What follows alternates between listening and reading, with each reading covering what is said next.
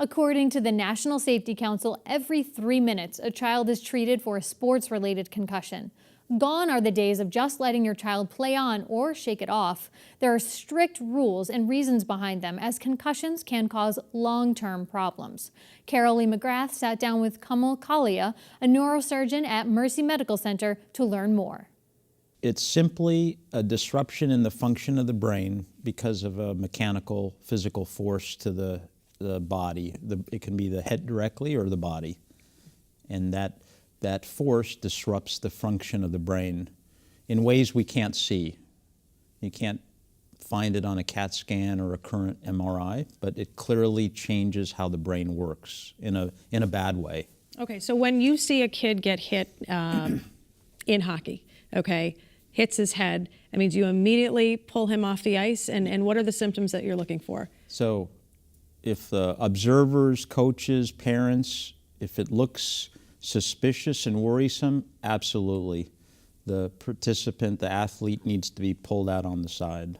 And what are you looking for when you're pulling him out? What are you asking that child? Yeah. So there's, I'll preface that by saying that now all the states require the coaches to be educated and have systems in place to check. So it's not a free-for-all, unregulated thing anymore. Right. There's training and there's guidelines and there's checklists, and it's really, really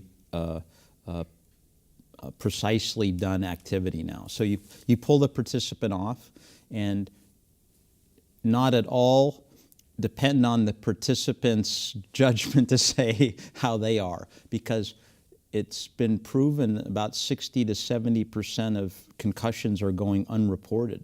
Because the kids want to play, right? No, I'm fine. I bounce up. No, I'm good. Yeah. So the coach or the parent has to look the kid in the eye, see if they're okay. If the hit looks worrisome enough, the participant needs to be out. But you're looking for their eyes being You're looking dilated? for them being disoriented. They have a foggy look. They might complain of a headache. There's some red flags red flag meaning really worrisome signs if the athlete is knocked unconscious, if they're vomiting, if they aren't moving their arms and legs properly. Though that's an immediate trip to the emergency room. They have a seizure. If it's a helmeted athlete, unless you're really trained on how to take a helmet off properly, the helmet should stay on. And you should call 911 at that point. Right. Okay. That's not going to be the common concussion, though. So the participant would be pulled out. There's a checklist. Now, in pro sports, there is a detailed assessment done by a medical professional that takes about 10, 15 minutes to do.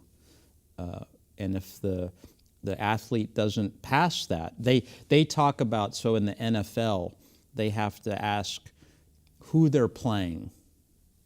What was the score of the last game we played in? Did we win or lose? It's very detailed. Right, so they're really, their memory of past events, the current events. It's not just do you look okay, you're back in. It's a very detailed exam of physical body and mental state. So if you think that your child potentially has a concussion, you're not sure. So it wasn't the extreme situations where there was a seizure or the child is vomiting, but you saw the hit, it was pretty hard. They can't go back to play. Do you go to the doctor the next day? What do you do? So first is they cannot return to play. All right. When in doubt, sit them out. Okay. So if they had a concussion, if they get pulled out and you go through the checklist of things to check and they had a concussion, they have to sit. And they need to be cleared by a medical professional before returning to play. But return to play is at the end of, a period where they're at home resting.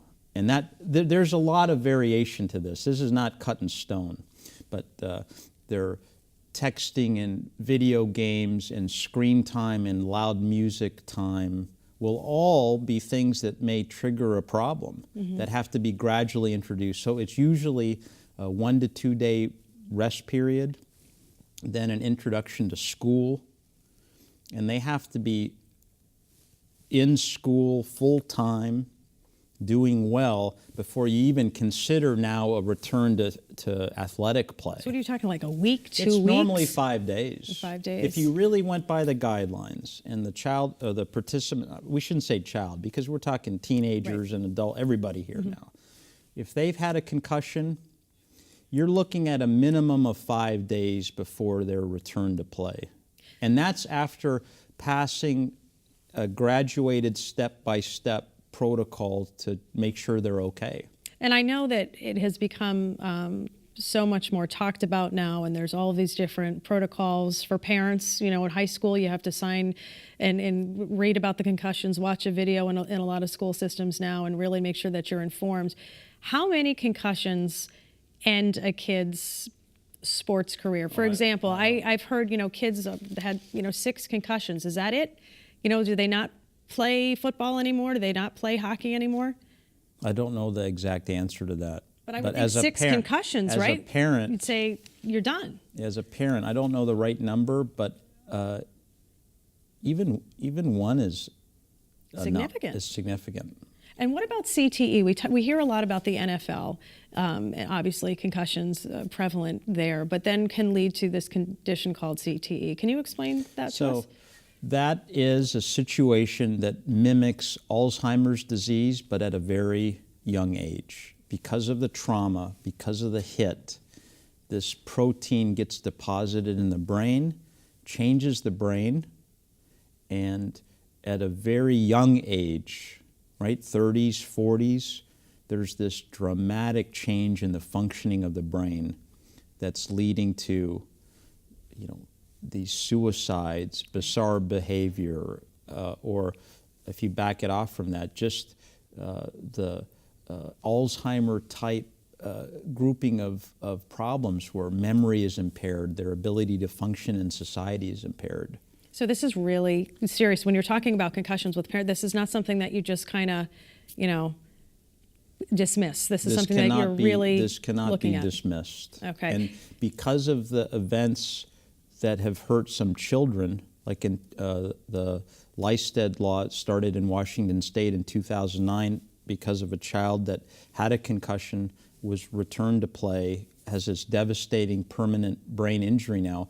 All 50 states have laws that dictate the concussion guidelines, being checked, not being able to return to play. These are like mandated state laws. So you're not overreacting as a mother, as a father, if you say, nope, hon, we're going to the doctor, you're out for a week You're or so. not overreacting. You're not overreacting. So we were also talking before the interview about the sports. The typical ones that come to mind would be hockey, football. You had mentioned lacrosse, but you also talked about cheerleading. Yeah, cheerleading, and I didn't realize this until I started reading up to prepare for this, is that the highest number of catastrophic injuries, so concussion is just, we're talking about the brain, but now if you add in catastrophic injuries, cheerleading has the most catastrophic injury of all female sports combined because of, you know, like you were explaining to me, they're tossed in the air and things like that. Right, there's a lot of stunts and gymnastics that's happening, so that makes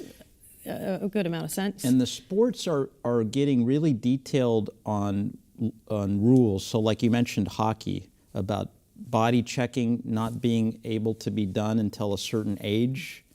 I think it's 13 or something. Yeah, they're trying to change that. But then there's a counterpoint too. So if they restrict body checking to after 13, the kids that were involved with it earlier have a little bit more ability to protect themselves, and when they start body checking at after 13, they're a little bit more prone to other injuries because they haven't played like that. Right. So there's a lot of things to consider. Yeah. Dr. Kalia, thank you so much for coming in and talking to us about this. I should mention you've coached soccer for your son as well. So not only a doctor, but a parent living all of these things.